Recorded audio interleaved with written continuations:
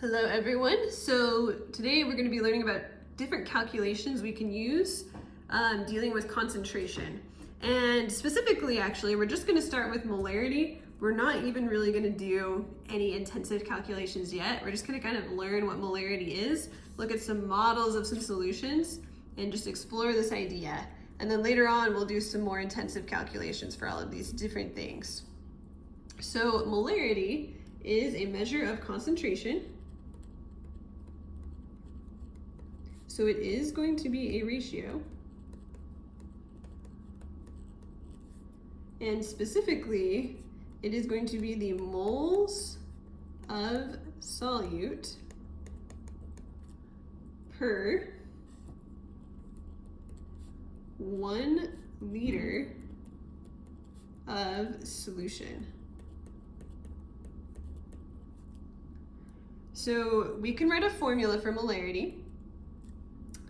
Molarity is going to be equal to, just kind of like we said up here, the number of moles of solute over liters of solution.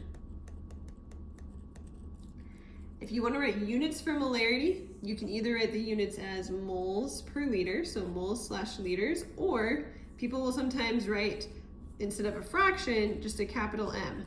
Now, the capital M is nice, it's easier to write, but you just have to remember, if you see a capital M, it's really a compound unit of moles per liter. People will sometimes get confused, because like with density, you always write grams per milliliter or grams per centimeter cubed. There's no just like one unit for density. So molarity is like density, it's a compound unit, it's moles per liter. We just have a sort of abbreviated unit for it. So let's look at a couple of models, actually several models, and let's just kind of explore these, answer some questions about them.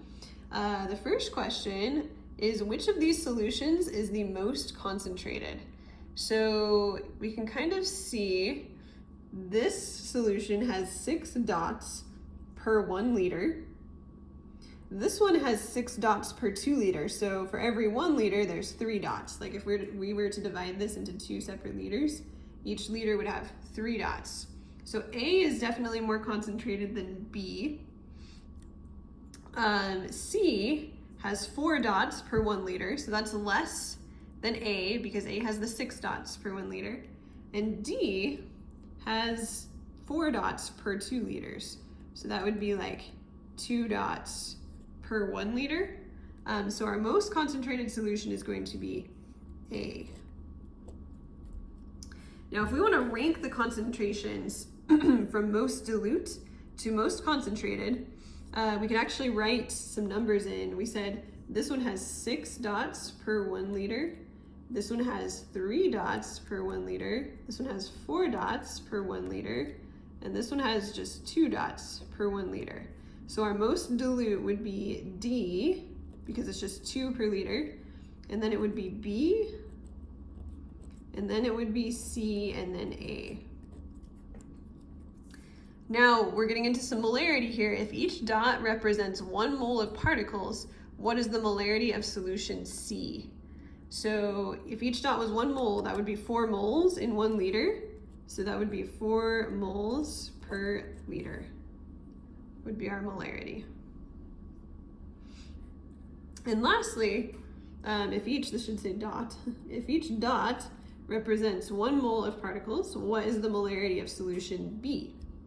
So we have 6 dots and 2 liters. If each dot was a mole, that would mean we would have 6 moles over 2 liters. If we simplify that, that's going to be 3 moles per liter.